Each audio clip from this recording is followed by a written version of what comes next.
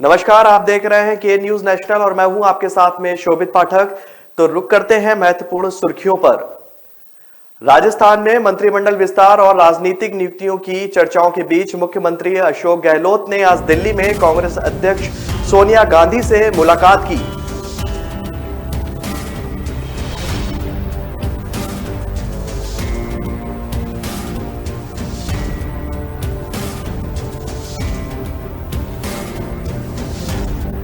छत्तीसगढ़ के 15 शहरों में चुनावी समर शुरू होने वाला है। राज्य निर्वाचन आयोग जल्दी ही इस चुनाव के कार्यक्रम की घोषणा कर देगा।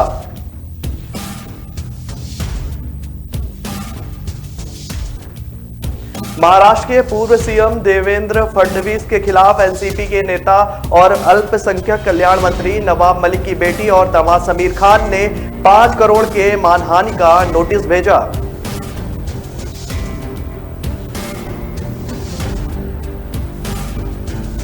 कांग्रेस नेता सलमान खुर्शीद की किताब सनराइज ओवर अयोध्या पर हंगामा हो गया है। दरअसल खुर्शीद ने इस किताब में हिंदुत्व की तुलना आतंकी संगठन आईएसआईएस और बोको हरम से की है।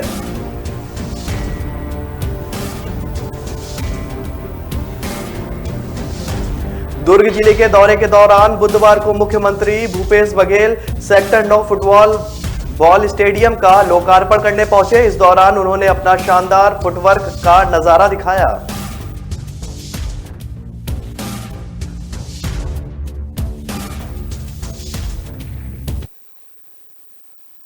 राजस्थान में मंत्रिमंडल विस्तार और राजनीतिक नियुक्तियों की चर्चाओं के बीच मुख्यमंत्री अशोक गहलोत ने आज दिल्ली में कांग्रेस अध्यक्ष सोनिया गांधी से मुलाकात की।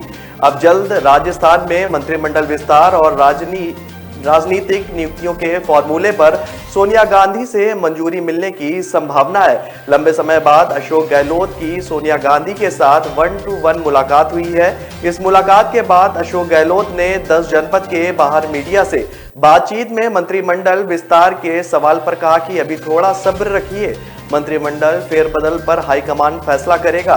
मैं रिपोर्ट दे चुका हूं। मैंने राजस्थान के विषय पर सारी स्थिति सोनिया गांधी और कल हुई बैठक में रख दी है। अब आगे का निर्णय आला कमान पर छोड़ा गया है। जो आला कमान कहेगा वह हम सबको मंजूर होगा। मंत्रिमंडल फेरबदल होगा या नहीं, इस सवाल पर गहलोत ने कहा कि यह हाईकमान तय करेगा कि कब मंत्रिमंडल का फेरबदल किया जा सकता है। अजय माकन को बता दिया है कि अजय माकन राहुल गांधी और कांग्रेस अध्यक्ष से बात करेंगे, उसके आधार पर हाईकमान फैसला करेगा। आप थोड़ा सब्र रखो।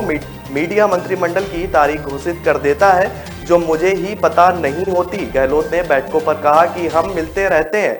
केसी वेणुगोपाल हमारे संगठन महासचिव हैं, अजय माकन प्रभारी हैं। प्रियंका गांधी ने भूमिका अदा की थी कि हम सब एकजुट रहें। पहले भी चर्चा होती रही है, थोड़ा सब्र रखिए। कल रात को राहुल गांधी के आवास पर प्रियंका गांधी की मौजूदगी में राजस्थान के मुद्दों को लेकर लंबी बैठक हुई थी।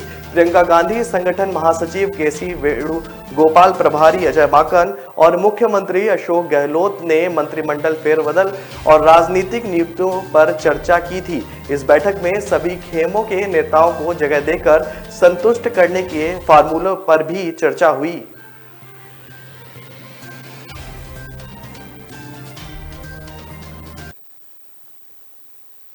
छत्तीसगढ़ के 15 शहरों में चुनावी समर शुरू होने वाला है। राज्य निर्वाचन आयोग जल्द ही इस चुनाव के कार्यक्रम की घोषणा कर देगा। बताया जा रहा है कि 12 नवंबर को निर्वाचन आयोग ने एक बैठक बुलाई है। इनमें आयोग की तैयारियों की समीक्षा होगी। मुख्य निर्वाचन आयुक्त अगर तैयारियों से संतुष्ट हुए तो अगले कुछ दिनों में चुनाव कराने के आदेश जारी हो जाएंगे। छत्तीसगढ़ के 15 नगरीय निकायों का कार्यकाल पूरा हो चुका है। नई शहरी सरकार चुनने के लिए आम चुनाव होने थे, लेकिन कोरोना की वजह से ये टलता गया।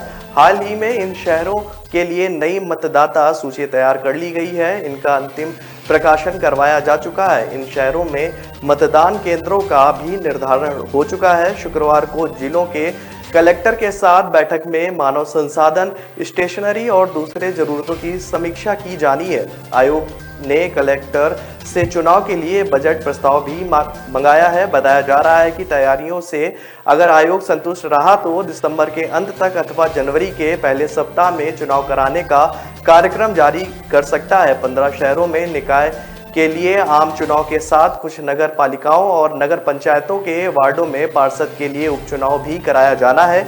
यह उपचुनाव भी इसी के साथ होगा। छत्तीसगढ़ में नगरीय निकायों के लिए आम चुनाव दिसंबर 2019 में हुए थे, लेकिन भिलाई और बिरगांव नगर निगमों सहित दूसरी पालिकाओं पंचायतों का कार्यकाल पूरा नहीं हुआ था। रिसाली और भिलाई चरौदा नगर निगम बाद में अस्तित्व में आए, ऐसे में वहां भी चुनाव नहीं हुए थे। अब इन्हें बचे हुए निकायों में लोग अपनी सरकार चुनेंगे।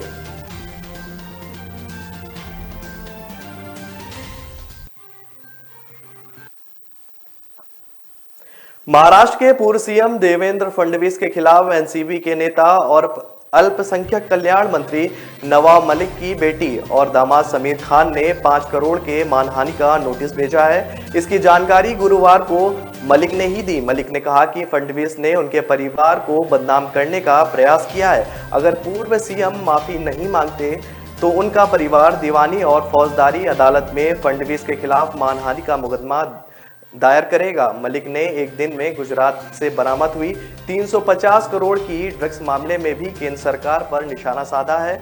मलिक ने कहा है कि महाराष्ट्र में कुछ ग्राम ड्रग्स पकड़कर पूरे देश में हल्ला किया जा रहा है, लेकिन गुजरात में 350 करोड़ की यानी कि 66 किलोग्राम ड्रग्स बरामद हुई है। इसकी चर्चा नहीं हो रही है। हम यह सवाल उठाते हैं कि क्या ड्रग्स का यह खेल गुजरात से तो नहीं चल रहा?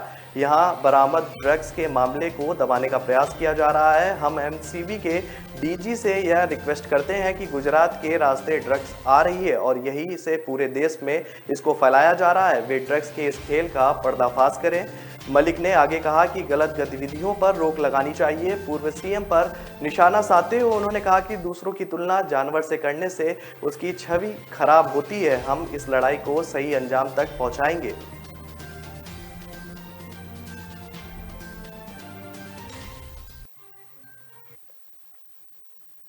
कांग्रेस नेता सलमान खुर्शीद की किताब सनराइज ओवर अयोध्या पर हंगामा हो गया है। दरअसल खुर्शीद ने इस किताब में हिंदुत्व की तुलना आतंकी संगठन आईएसआई और बोको हरम से की है। खुर्शीद की ये किताब बुधवार को लॉन्च हुई है और 24 घंटे के अंदर ही उनके खिलाफ दिल्ली पुलिस में शिकायत हो गई है। इस मामले में विवेक गर्ग नाम के वकील ने दिल्ली पुलिस कमिश्नर से केस दर्ज करने की अपील की है। खुर्शीद पर आरोप है कि उन्होंने हिंदुत्व को बदनाम करने की कोशिश की है।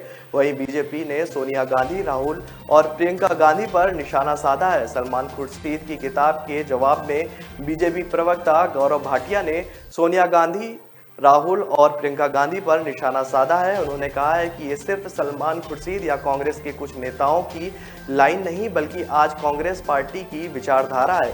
ये विचारधारा स्पष्ट कर देती है कि देश के बहुसंख्यक जिनका योगदान देश को अखंड करने में रहा, उनकी भावनाओं को कुचल डाला गया है। ये सोनिया गांधी जी हैं और राहुल गांधी के इशारे पर ही बार बार ये सब होता है। भाटिया ने कहा कि उत्तर प्रदेश में चुनाव आते हैं तो इच्छाधारी हिंदू राहुल गांधी और प्रियंका गांधी क्या उत्तर प्रदेश के हर शहर में जाकर, हर गली में जाकर ये कहने की हिम्मत करेंगे कि हिंदू धर्म और हिंदुत्व का मतलब आईएसआई और बोको हरम की विचारधारा है? वो आईएस और बोको हरम, जिसे संयुक्त राष्ट्र ने आतंकवादी माना है, उनसे आप तुलना कर रहे हैं 100 करोड़ हिंदुओं की, जिन्होंने पूर्ण सहिष्णु होने का प्रमाण दिया। भाटिया ने आगे बताया कि आज ये कहना जरूरी हो गया है कि सोनिया गांधी जी, अगर आप हिंदुओं का सम्मान करती हैं तो आपको बाहर निकलकर चुप्पी तोड़नी होगी। अगर आप चुप रहती हैं तो ये आपका अधिकार हो सकता है, लेकिन कोई शक नहीं रह जाएगा कि कांग्रेस की विचारधारा ही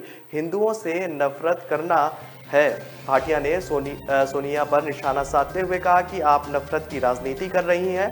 आपके निशाने पर कोई और नहीं बल्कि देश की आन बान शान हिंदू समाज है। ये भारत की पंथ निरपेक्षता का अपमान है। हम ये नहीं भूल सकते कि हिंदुओं की भावनाओं को आहत करने के लिए आपने यहाँ तक कह दिया कि प्रभु राम नाम काल्पनिक है।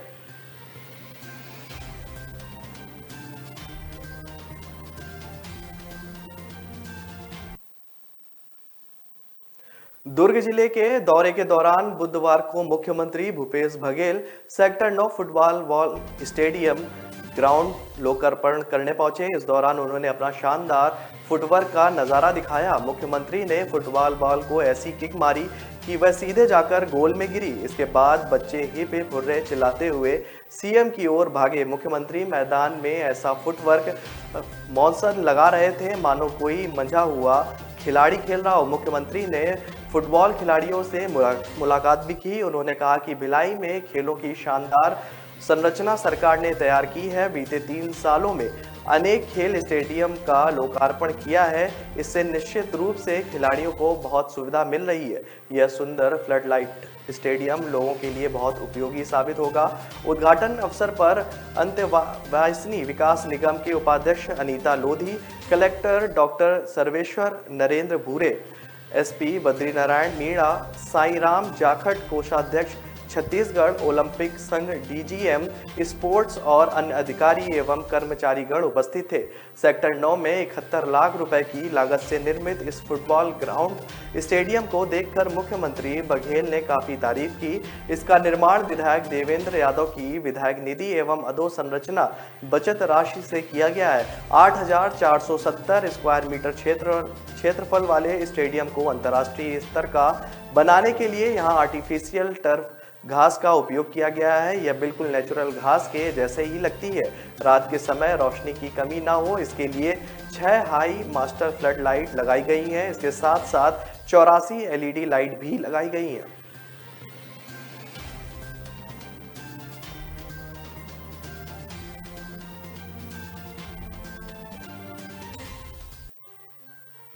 तो रुक रहे हैं छोटे से ब्रेक के लिए। ब्रेक के बाद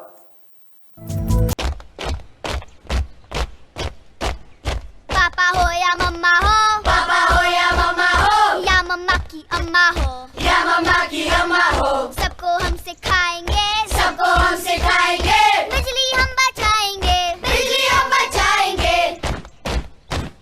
बत्ती पंखा गीजर हो, बत्ती पंखा गीजर हो। एसी हो या हीटर हो, एसी हो या हीटर हो। कभी न चालू छोड़ेंगे, कभी न चालू छोड़ेंगे। नेबर हो या टीचर हो, नेबर हो या टीचर हो। अकल से और मेहनत से, अकल से और मेहनत से, और पूरी हिम्मत से सबको हम सिखाएंगे, सबको हम सिखाएंगे। बिजली हम बचाएंगे, बिजली हम बचाएंगे, बिजली हम बचाएंगे, बिजली हम बचाएंगे। जवानों, जहाँ बिजली वेस्ट हो रही है वहीं अपनी बैटलफील्ड है, तो बिजली बचाओ, देश बनाओ।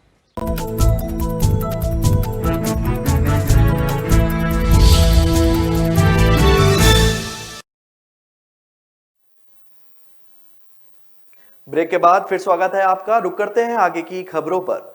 ग्वालियर में कार मालिक ने गुस्से में पेट्रोल डालकर अपनी ही कार जला दी। उसने कार को फाइनेंस कराया था, लेकिन किस्त नहीं भरने पर रिकवरी टीम ने कार को लिफ्ट कर लिया। जब टीम गाड़ी को ले जा रही थी तभी कार मालिक आ गया। उसके हाथ में पेट्रोल से भरी बोतल थी।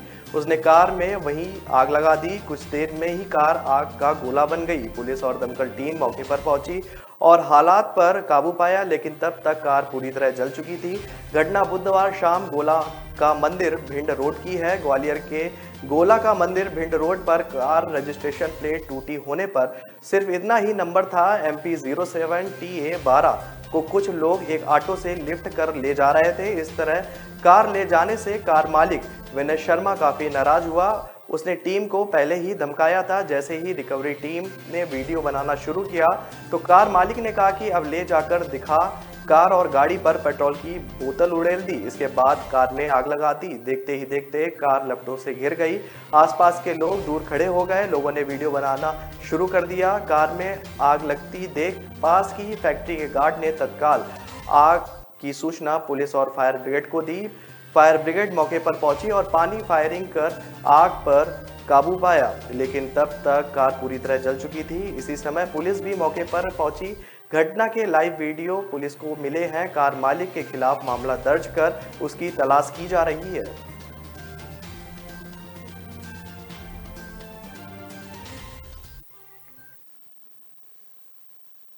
रीट 2021 में नकल के लिए चप्पल मोबाइल बनाने वाले युवक को दिल्ली से गिरफ्तार कर लिया गया है। उसी ने 50 से अधिक चप्पलें तैयार करके बीकानेर के तुलसाराम कालेर को दी थी। तुलसाराम को ये चप्पल 42,000 रुपए में मिली, जिसके बाद में 6 लाख रुपए में बेचा गया। गंगा शहर पुलिस ने नई दिल्ली के 38 वर्षीय सुरेंद्र धारीवाल को गिरफ्तार कर लिया है, जो इंजीनियर है। सुरेंद्र को आज अदालत में पेश किया जाएगा। गंगा शहर थाना अधिकारी राड़ीदान ने बताया कि नई दिल्ली के जनकपुरी में रहने वाले सुरेंद्र ने चप्पल तैयार की थी। इसमें डिवाइस लगाने का काम भी उसी ने करके दिया। इलेक्ट्रॉनिक में बीटेक सुरेंद्र ने चप्पल खोलकर उसके अंदर डिवाइस फिट कर दी। उसने ये काम पहली बार किया है या इससे पहले भी कई बार लोगों को चप्पलें बनाकर दी हैं, इसके बारे में पूछताछ की जा रही है। आपको बता दें कि इस चप्पल की कीमत 30,000 रुपये रखी गई है। चप्पल को विशेष तरह से काट कर उसके अंदर इतना स्पेस बनाया गया था कि मोबाइल के सारे पुर्जे फिट हो सके।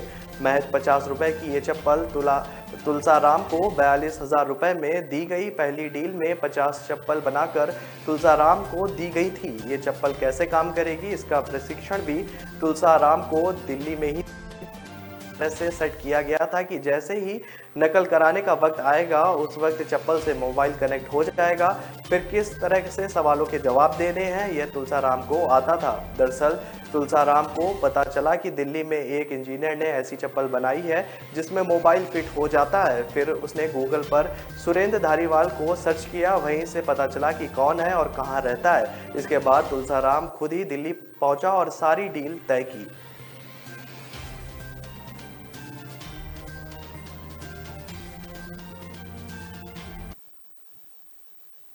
बीकानेर के पांचू में मंगलवार दोपहर एक कच्चे मकान में आग लग गई। आग इतनी भीषण थी कि मकान में रखा अधिकांश सामान जलकर राख हो गया। खेत मालिक ने इसी घर में एक संदूक में 10 लाख रुपए नगद रखे थे। इनमें 7 लाख रुपए राख हो गए, जबकि 3 लाख रुपए के नोट अधजले मिले हैं। कमरे में सोने के जेवरात और अनाज भी था, सब जल गया। 5 के कक्कू गांव में रहने वाले भंवरलाल पुत्र हुक्काराम मेघवाल ने पुलिस को बताया कि उसके खेत में एक कमरा बना हुआ है। इस कमरे में मंगलवार दोपहर आग लग गई। जैसे तैसे ग्रामीणों की मदद से आग पर काबू पाया गया। एक संदूक में 10 लाख रुपए रखे थे। ये 500 के नोट थे। इनमें 7 लाख रुपए पूरी तरह जल गए, जबकि 3 लाख रुपए अधजले मिले हैं। इन रुपयों का बाजार में चल पाना अब मुश्किल है। सोने चांदी के गहने भी जल गए हैं। इनमें 130 ग्राम सोना, 350 ग्राम की चांदी की पायल भी शामिल है। इसकी कीमत करीब 7 लाख रुपए है। पंडित के अनुसार कमरे में रखा 5 क्विंटल जीरा, 6 क्विंटल तिल, 8 क्विंटल ग्वार, 10 क्विंटल मोट और 2 क्विंटल मूंग भी जल गई है। इन सब की कीमत 2 लाख रुपए से अधिक है। करीब 1 लाख रुपए का अन्य सामान भी जला है। इसके अलावा कमरे के आसपास बने 3 कच्चे कमरे भी जल गए। आग लगने के कारणों का पता नहीं चल सका है। मंगलवार दोपहर अचानक ही इस कमरे से आग की लपटें देखी गई थी। इसके बाद आसपास के लोग पानी लेकर भागे। तब तक आग काफी बढ़ चुकी थी। आसपास के लोगों ने टैंकरों की मदद से आग पर काबू पाया।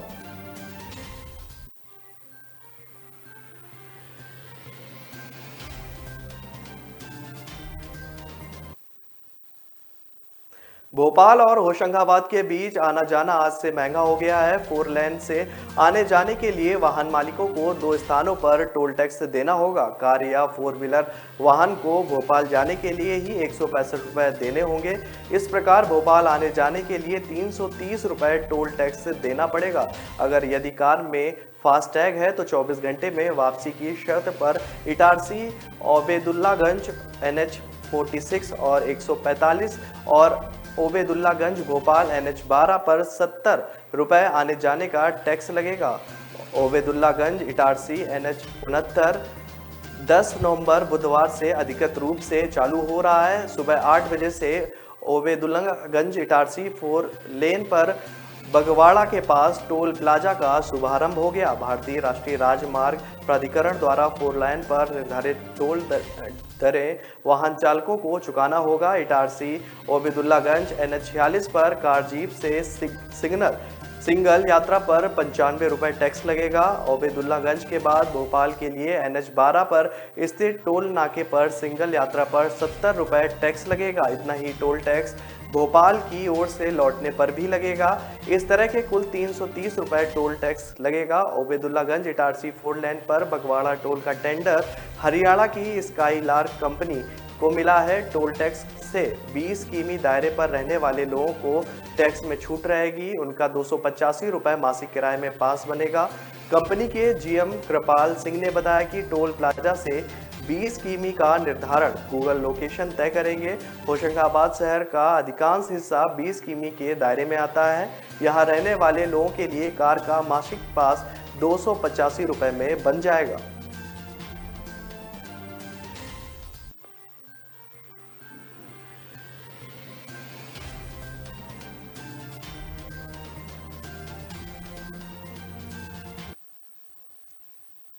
बाड़मेर जिले के पचपदरा में हुए भयानक हादसे में एक 5 माह की बच्ची सहित 12 लोगों की मौत हो गई और 38 लोग घायल हो गए।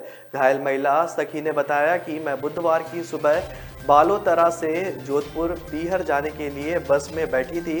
मेरा मन जोधपुर जाने का नहीं कर रहा था, लेकिन फिर भी बस में बैठ गई। बस सवारियों से खचाखच भरी हुई बस बालोतरा से बस रवाना होकर करीब 15 से 20 किलोमीटर भांडियावास पहुंची थी। अचानक सामने से आ रहे ट्रेलर ने टक्कर मार दी।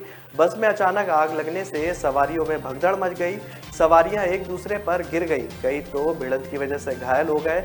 सखी ने बताया कि इससे पहले कि लोग संभल पाते बस के अगले हिस्से में आग फैलने लगी, तभी बाहर से कुछ लोग मदद के लिए आए और पत्थरों से बस के शीशे तोड़े, लेकिन सवारियां ज्यादा होने के कारण निकलने की जगह कम थी। आग बढ़ती जा रही थी। तब मैंने खिड़की का कांच अपने पैर व अन्य सामान से तोड़कर पहले अपनी बड़ी बेटी को बाहर खड़े लोगों को दिया। मेरे साथ 5 माह की बच्ची थी जिसे ढूंढने लगी। मेरे आंखों के सामने ही वो आग में जिंदा जल गई। आग को बढ़ता देखकर मैं खिड़की की ओर और बढ़ी और तब नीचे खड़े लोगों ने सुरक्षित बाहर निकाला। टैक्सी से मुझे और मेरी बेटी को अस्पताल ले जाया गया। सखी ने बताया कि हादसे के समय ना तो एम्बुलेंस पहुंची और ना ही प्रशासन।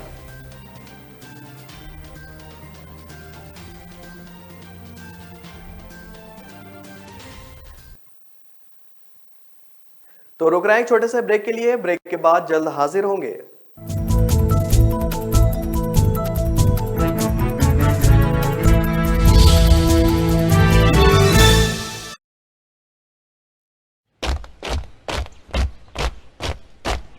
पापा हो या मम्मा हो, पापा हो या मम्मा हो, या मम्मा की अम्मा हो, या मम्मा की अम्मा हो, सबको हम सिखाएंगे, सबको हम सिखाएंगे, बिजली हम बचाएंगे, बिजली हम बचाएंगे। बत्ती पंखा गीजर हो, बत्ती पंखा गीजर हो, एसी हो या हीटर हो, एसी हो या हीटर हो, कभी न चालू छोड़ेंगे, कभी न चालू छोड़ेंगे। नेबर हो या टीचर हो, लेबर हो या टीचर हो, अकल से और मेहनत से, अकल से और मेहनत से, और पूरी हिम्मत से, और पूरी हिम्मत से, सबको हम सिखाएंगे, सबको हम सिखाएंगे, बिजली हम बचाएंगे, बिजली हम बचाएंगे, बिजली हम बचाएंगे। बिजली हम जवानों, बचाएंगे। जहाँ बिजली वेस्ट हो रही है वहीं अपनी बैटलफील्ड है, तो बिजली बचाओ, देश बनाओ।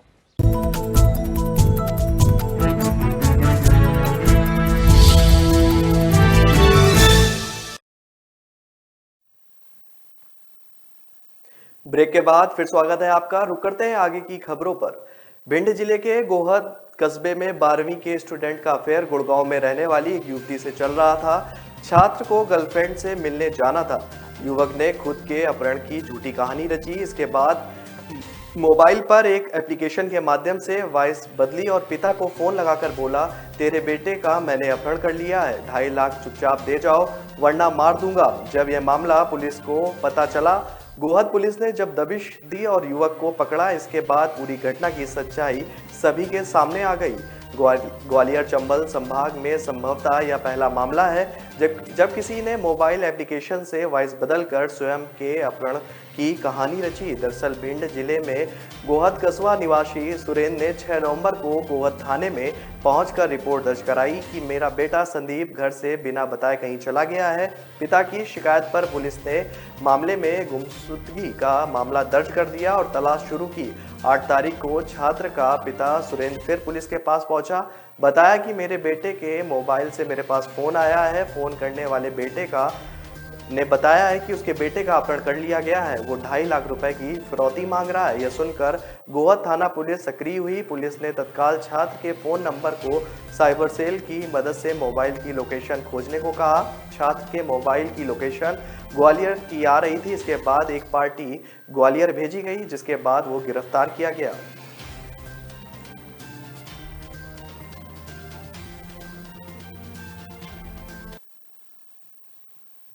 जबलपुर में लेडी डॉन ने बीच सड़क गुर्गों के साथ पुजारी की पिटाई कर दी। उसने पुजारी की गर्दन पर लात रखकर लात घूंसे मारे, गुर्गों से भी पिटवाया। पीटते समय वह पुजारी को धमका रही थी कि तू पंडित के नाम पर कलंक है। बच्ची को क्या बोला था, नपुंसक बना इसे। पुजारी ने एक दिन पहले 8 साल की बच्ची के साथ छेड़छाड़ की थी। लेडी डॉन को इस बात का भी गुस्सा था कि वह मंदिर में चढ़ावे की पूरी रकम वह अकेले ही डकार गया था। इसका वीडियो सामने आया है। वहीं पुजारी का आरोप है कि लेडी डॉन उससे मंदिर के चढ़ावे की रकम शराब पार्टी के लिए मांग रही थी, जिसे न देने पर उसे पीटा गया है। वीडियो 17 अक्टूबर का है। इसमें गढ़ा रेलवे स्टेशन के पास दुर्गा मंदिर के पुजारी नूपुर चरगवा के रहने वाले मनमोहन दुबे की लेडी डॉन शालिनी सिंह पिटाई करते दिख रही हैं। पिछले दिनों वीडियो वायरल होने के बाद एसपी ने मदन महल, तिलवारा और संजीवनी नगर टीआई को वीडियो में दिख रहे चेहरों को खोजने में लगाया था। इसके बाद 6 लोगों को गिरफ्तार किया गया है। आपको बता दें कि तिलवारा टीआई राहुल सयाम के मुताबिक तिलवारा घाट पर पुजारी मनमोहन दुबे मिल गए। थाने लाकर पूछताछ की गई तो घटना के बारे में पता चला। पुजारी ने पुलिस को बताया कि वह पहले जोधपुर पड़ाव में अंगद आश्रम मंदिर में रामायण पढ़ते थे। रामायण बंद होने पर वह रेलवे स्टेशन गढ़ा स्थित दुर्गा मंदिर आ गए। यहाँ कोई पुजारी नहीं था। विजयनगर में रह रही शालिनी सिंह सुंदरकांड सुनने के बाद मंदिर की चाबी दे दी थी। नवरात्र के बाद उसने 16 अक्टूबर को मंदिर में भंडारा कराया था। 17 को शालिनी सिंह अपने साथियों के साथ आई। चढ़ावे की रकम शराब पार्टी के लिए मांगी। भंडारे में रकम खर्च करने की बात पर उनके साथ मारपीट की गई।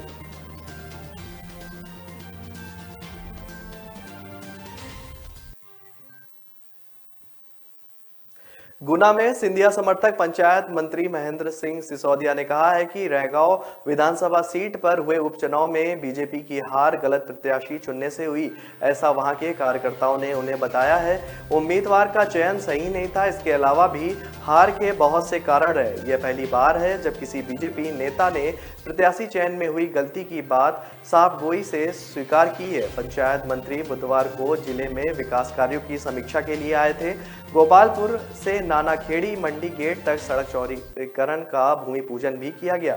बता दें कि रैगांव सीट से बीजेपी ने प्रतिमा बागरी को उम्मीदवार बनाया था। उन्हें कांग्रेस प्रत्याशी कल्पना वर्मा ने हरा दिया। कार्यक्रम के बाद मीडिया से बात करते हुए उन्होंने कहा कि सबसे बड़ी जीत जोबट में पार्टी को हुई है। वहां 70 साल से कांग्रेस का कब्जा था।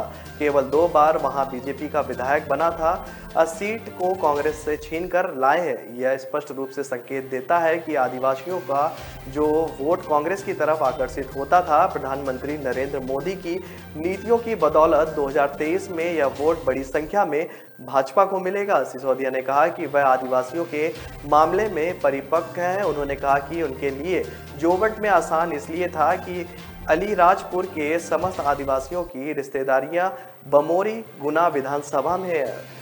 उन कॉमन रिश्तेदारियों का लाभ उन्हें मिला। उन्होंने कहा कि इस बात से काफ़ी खुशी होती है कि वह आदिवासियों के मामले में परिपक्व हैं। उन्हें पता है कि उन्होंने क्या चाहिए और उन्हें क्या दिया जाना चाहिए। यही वजह रही कि 70 वर्षों से परंपरागत रूप से कांग्रेस की सीट भी भाजपा ने जीत हासिल की।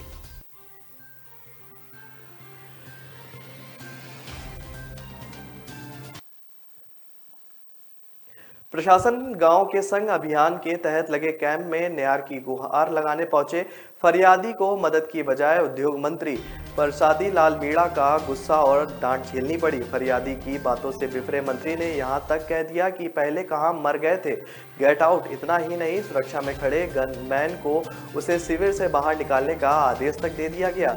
दरअसल राजस्थान सरकार के उद्योग मंत्री व लालसोट विधायक प्रसादी लाल मीणा बुधवार को लालसोट उपखंड के लाड़पुरा पंचायत में आयोजित प्रशासन गांव के संग अभियान में पहुंचे थे। शिविर में कर्णपुरा गांव निवासी बुजुर्ग मीठालाल मीणा परिवार को लेकर मंत्री प्रसादी लाल से गुहार लगाने पहुंचा।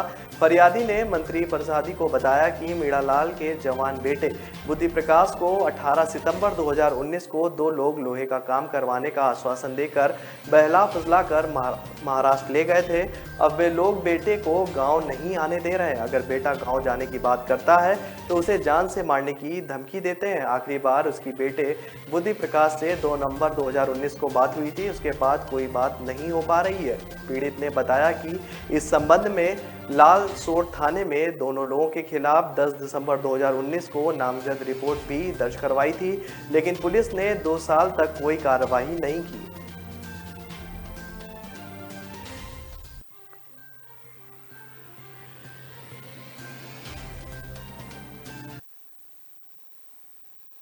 खंडवा में लोगों ने बुधवार रात एक कांस्टेबल की बेरहमी से पिटाई कर दी। दरअसल जीजा साली घायल हालत में सिटी कोतवाली पहुंचे थे। उनका आरोप था कि 2 पुलिस वालों ने उन्हें रास्ते में रोककर लूटपाट की, उससे अभद्रता की। उनके आपत्तिजनक वीडियो बनाने की कोशिश की गई।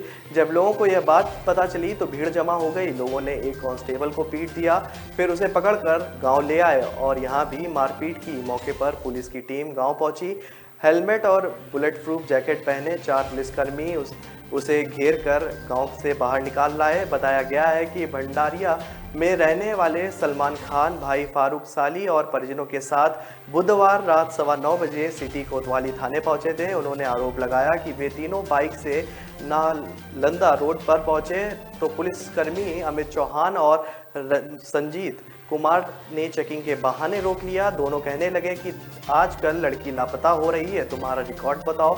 सलमान का आरोप है कि पुलिस वाले उसे और उसकी साली को एंजल प्लेनेट स्कूल के सामने सोनी जगह ले गए। वहां दोनों से अभद्रता की गई। साली से 50,000 रुपए और गहने छीन लिए गए। हम ये पैसा अपने रिश्तेदार शाकिर व वसीम खान को देने जा रहे थे। फारूक का कहना है कि जब पुलिस वाले हमें पीट रहे थे तो वह भाग गए। परिवार को फोन कर घटना की जानकारी भी दी गई। इसके बाद भंडारिया गांव से उसके परिचित व अन्य लोग वहां पहुंच गए। हंगामा होते देख वहां भीड़ भी जुट गई। उन्होंने सिपाही अमित को पकड़ा और पीटना शुरू कर दिया। ये देख दूसरा सिपाही रंजीत वहां से भाग निकला। गांव के कुछ लोग अमित को पकड़कर भंडारिया ले गए। वहां उसके साथ जमकर मारपीट हो रही थी। ये देखकर वहां परिवार के एक सदस्य ने सिपाही को बचाने के लिए घर में बंद कर दिया। सलमान की साली ने पुलिसकर्मियों द्वारा मारपीट करने के अलावा 50,000 रुपए लूटने और अभद्रता की शिकायत की है। उसकी नाक से खून भी बह रहा था।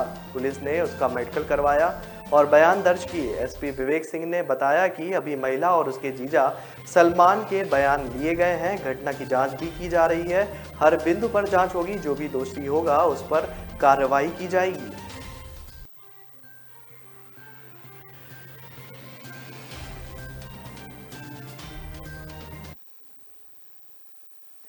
तो फिलहाल इस बुलेटिन में मेरे साथ इतना ही। आगे की खबरों के लिए बने रहिए के न्यूज़ नेशनल के साथ। नमस्कार।